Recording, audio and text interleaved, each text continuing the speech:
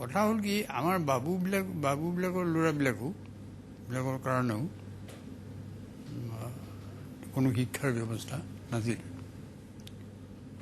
গতিকে আমি কৰিলোঁ কি প্ৰথমতে এজন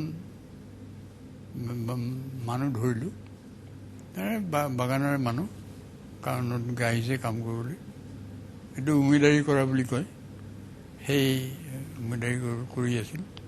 তেওঁলোকে আটাইবোৰ ধৰিলে, তুমি ডেকা ল'ৰা পঢ়োৱা ল'ৰা।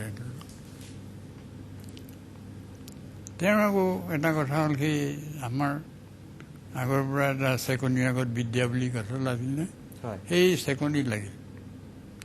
চেকনি উৰাই মাৰে, আখৰ লিখিব নোৱাৰিলে, পঢ়িব নোৱাৰিলে মাৰে। তেতিয়া দেউতাহঁতে ভাবিলে যে এনেকৈ থাকিলে ল'ৰা ছোৱালী পঢ়া শুনা নহ'ব।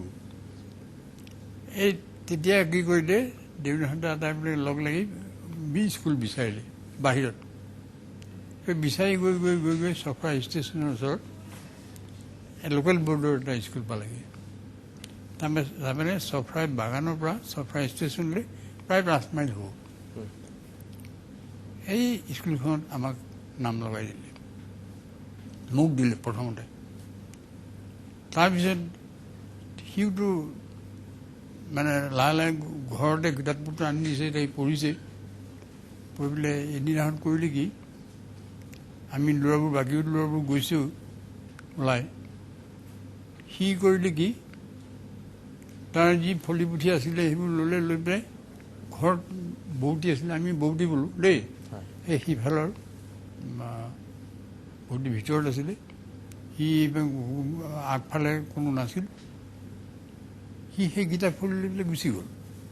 তাৰমানে আমাক লগ ধৰিবলৈ তাৰ এটা উৎসুক আছিলে, গুচি গ'ল। গৈ পেলাই এনেকুৱাতে বহুতে ভিতৰৰ পৰা ওলাই তাক দেখিলে যে সি নাই, এই মাত্ৰ আছিলে, ক'লৈ গ'ল। ওচৰতে আমাৰ ঘৰতে কাম কৰা যিটো ল'ৰা আছিল, সেই ল'ৰাটোক ক'লে যে ইটো আছিলে, এই মাত্ৰ আছিলে, তই নাচালি, ইটো গুচি গ'ল, কেনি গ'ল চা, নহ'লে দিগদাৰ হ'ব। আমি দূৰৰ পৰা দেখিছোঁ তাতে সি আহিছে, আমাৰ লগ পাবলৈকে আহিছে, কিন্তু আমি ইমান দূৰ যে তাৰ পৰা একো ক'ব নোৱাৰি। তাৰ পৰা তো সেই ল'ৰাজন গৈ চাইকেল এখন লৈ, সি বিচাৰি ক'ৰবাত চাইকেল এখন লৈ সেইখিনি পালেগৈ, পাই পেলাই তাক ফুচুলাই কোলাত তুলি চাইকেলত তুলি লৈ গুচি হা, সেই সেনেকৈ ৰক্ষা পৰা যায়। নিশ্চয়। মই নিউজ টাইমৰ দৰ্শকসকলক এইখিনি মুহূৰ্তত এটা কথা জনাওঁ যে এইগৰাকী ঋষিতুল্য ব্যক্তি নলিনীধৰ ভট্টাচাৰ্যক আপোনালোকৰ বহুতেই হয়তো জানে আৰু বহুতেই হয়তো নাজানে। যিসকল নাজানে তেওঁলোক নিশ্চিতভাৱে নতুন প্ৰজন্মৰ প্ৰতিনিধি। অসমীয়া সাহিত্য যিসকলে অধ্যয়ন কৰিছে, যিসকলে কবিতা পঢ়িছে, যিসকলে নলিনীধৰ ভট্টাচাৰ্যৰ যিকোনো লেখা পঢ়িছে, তেওঁলোকৰ বাবে এখেত চিনাকি মানুহ। কিন্তু যিসকলে এখেতৰ লেখা পঢ়া নাই তেওঁলোকৰ বাবে এখেত নতুন ব্যক্তি হয়তো। এই 92 বছৰ বয়সতো এখেত যে এনেদৰে ষ্টুডিঅ'লৈ আহি আমাৰ মাজত অংশগ্ৰহণ কৰিছে, এইটোৱে আজিৰ দিনটোত আমাৰ বাবে আটাইতকৈ ডাঙৰ কথা আৰু আমি এটা ভাবিবলগীয়া কথা বুলি মই অনুভৱ কৰোঁ। আৰু ভগৱানৰ ওচৰত আমি প্ৰাৰ্থনা কৰিছোঁ যে এখেতক ভগৱানে সঁচাকৈয়ে শতবৰ্ষ গঢ়ি তুলিবৰ বাবে অকণমান হ'লেও আশীৰ্বাদ দিয়ক আৰু তেখেতে শতবৰ্ষ গঢ়কক। বাইদেউ মই আপোনাৰ কাষলৈ আহিছোঁ। বীৰেন্দ্ৰ কুমাৰ ভট্টাচাৰ্য আজি আমাৰ মাজৰ পৰা গুচি যোৱা 16 বছৰ হৈ গ'ল। নিশ্চিতভাৱে আপোনাৰ কাৰণে আজিৰ দিনটোৰ সমান চাগে এটা বেদনাদায়ক দিন নাই, সেইটো বুজি পাওঁ, আমি অনুভৱো কৰোঁ। তাৰপিছতে মই আপোনাক এই কাৰণেই মাতি আনিছোঁ, কিছুমান মানুহৰ মৃত্যুটো কিছুমানৰ কাৰণে এটা আপোনাৰ ভাবিব নোৱাৰা দিন। যি মৃত্যুক জয় কৰে সেইবিলাক মানুহৰ ভিতৰত তেখেতো অন্যতম। সেইটো কাৰণে আজি অনুষ্ঠানটোৰ নামো আমি মৃত্যুঞ্জয়ীয়ে দিছোঁ। আৰু তেখেতৰ সেই বিখ্যাত উপন্যাসখনে যিহেতু অসমীয়া সাহিত্যক এটা সুকীয়া মাত্ৰা দিছিল, চিনাকি দিছিল, সেইকাৰণে আমি এই নামটো লৈছোঁ। মই আপোনাক তথাপিও কৈছোঁ যে আপুনি অনুভৱ কৰেনে আজিৰ দিনটোত তেখেতে সঁচাকৈ মৃত্যুক জয় কৰা বুলি? নীতিমণি মই প্ৰথমতে কৈলোঁ, মোক ভট্টাচাৰ্যৰ মৃত্যুৰ 16 বছৰৰ পিছত তোমালোকে বিচাৰি আনি মোক ইয়াত বহুৱাই দুআষাৰ কথা সোধাৰ কাৰণে মই ধন্যবাদ জনাইছোঁ। আৰু মই কেনেকৈ আনো স্মৃতি 40টা বছৰৰ এই দুৰ্ধৰ্ষ যাত্ৰাৰ। তথাপি তোমালোকে যেতিয়া সুধিছা মই কওঁ, আজিৰ যিটো 6 আগষ্টৰ স্মৃতি, সেইটো বোধহয় মোৰ বাহিৰে আৰু বহু কোনেও এনেকৈ অনুভৱ কৰিব নোৱাৰিব। এই আগষ্ট মাহটো তেখেতে লেখতেই কৈছিলে কালিকা লগা মাহ। এই আগষ্ট মাহতে জাপানৰ নাগাচাকি এটম বম উৰিছিল, আৰু তাৰপিছত যি ভয়ংকৰ অৱস্থা সৃষ্টি হৈছিল তাক সকলোৱে জানে। তাৰপিছতে 1946 চনত তেখেতৰ বন্ধু কবি অমূল্য বৰুৱাৰ জিঘাংসুৰ হাতত মৃত্যু হ'ল, আৰু সেই তেখেতে প্ৰত্যক্ষ কৰিলে। সেই দিনটো তেখেতে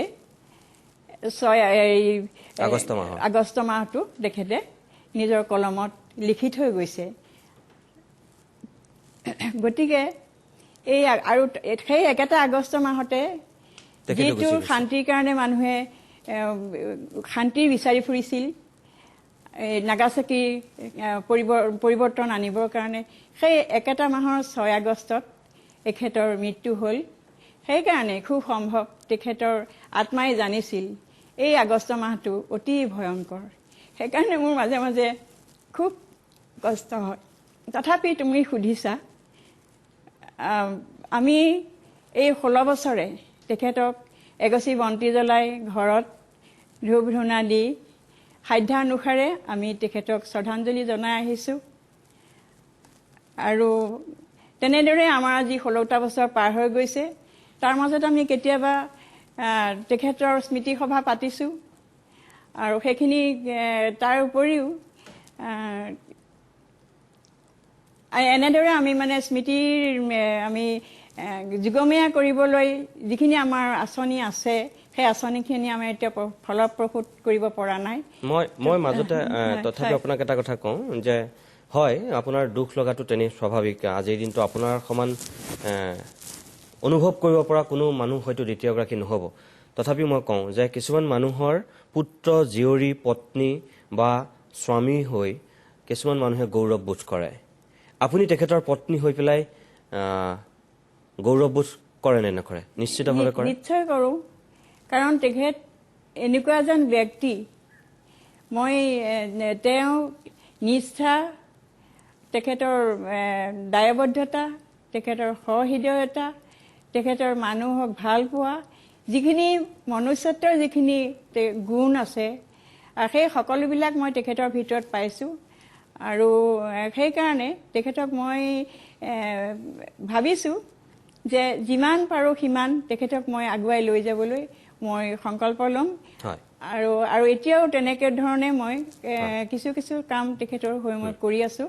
মই আকৌ আপোনাৰ কাষলৈ যাম। মই ৰাজীৱ ভট্টাচাৰ্য, মই আপোনাৰ কাষলৈ আহিছোঁ। আপোনাৰ খুৰা, অকল আপোনাৰে খুৰা নহয়, আজি অসমৰ তেখেত কাৰোবাৰ বাবে বৰ্তা আছিল, কাৰোবাৰ বাবে খুৰা আছিল, কাৰোবাৰ বাবে দাদা আছিল, ককা আছিল, এনেকুৱা ব্যক্তি তেখেত।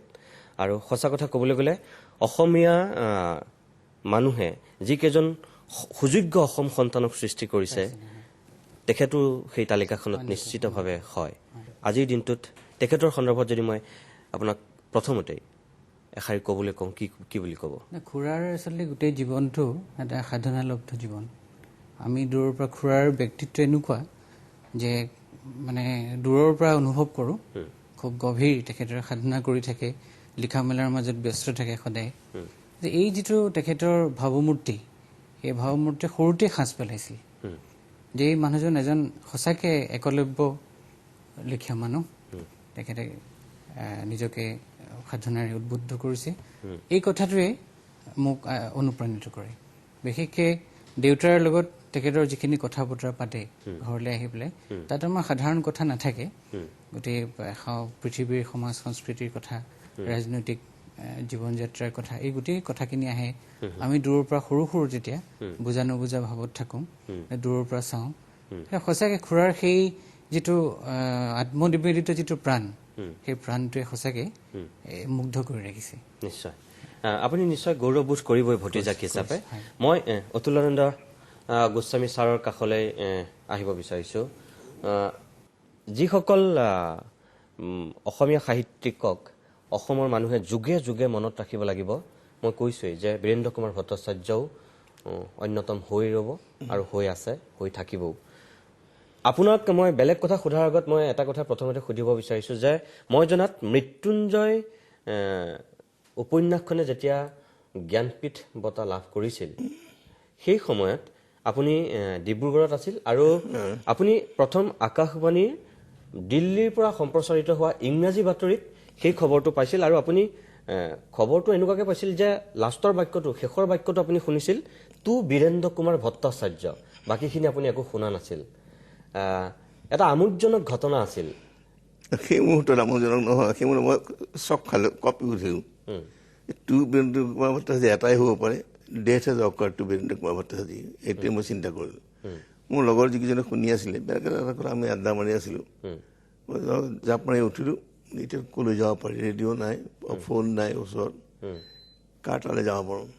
ল'ৰ মাৰি আহিবলৈ যে মই এতিয়া বাছ পাম নে নাপাম, মই গুৱাহাটীলৈ যামগৈ ডিব্ৰুগড়ৰ পৰা। মই ধৰি লৈছোঁ,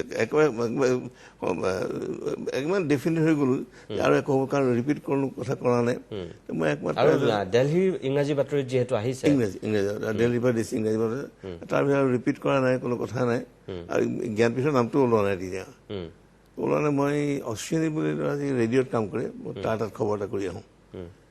মই তাৰ তাত সোমাই আহিলোঁ। অশ্বিনী আছা নাই ঘৰত? ভাত খাইছোঁ, দাদা বহক। আৰু এজন ল'ৰা মই চিনি নাপাওঁ ওচৰতে বহি আছে। মই তাৰ মুখৰ পৰা শুনিছোঁ, মই কথা পতা পাতিছোঁ, ৰেডিঅ' শুনিছেনে এতিয়া? দাদা শুনিছোঁ, ৰ'ব কি হ'ল? সি ভাত খাই আছে, এজন মানুহে কোৱা নাই একো। কিবা নিউজ আছে নেকি? বীৰেন্দ্ৰৰ কিবা নিউজ আছে নেকি? অঁ দাদা কিবা জ্ঞানপীঠ, জ্ঞানপীঠ কি দাদা? সি তাৰ পৰা মই শুনিছোঁ। বোলো কি বুলি মই আকৌ জাপ মাৰি উঠিলোঁ।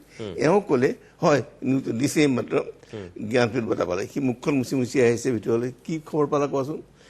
জ্ঞানপীঠ বঁটা পাইছে হেৰি বীৰেন্দ্ৰ কুমাৰ। জ্ঞানপীঠ কি হ'ল? শুব ৰ'বা, জ্ঞানপীঠ কিবা এটা হৈছে বুলি মই কথা নকৈ পেলাই মই দৌৰি ঘৰলৈ আহিছোঁ। ঘৰলৈ ডিচিশ্যন লৈছোঁ, মই কালি ৰাতিপুৱাই যাওঁ। ৰাতিপুৱা 4 বজাত এখন বাছ গুৱাহাটীলৈ আহে। 4 বজাত সেইখন বাছত আহি পেলাই মই গুৱাহাটী পালোহি। আহি পিছদিনাখন গৈছোঁ ঘৰলৈ, মাত বোল লগাইছোঁ। এইবোৰ পিছৰ কথা সহজ হৈ গ'ল।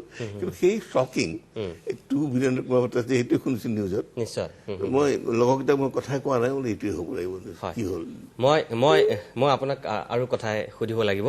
এইখিনি মুহূৰ্তত অকণমান সময়ৰ বাবে মই বাণিজ্যিক বিৰতি ল'ব বিচাৰিছোঁ আৰু বিৰতিৰ পিছতে আমি পোনে পোনে যাম ডিব্ৰুগড়ত উপস্থিত থকা ডক্টৰ নগেন শইকীয়া ছাৰৰ কাষলৈ।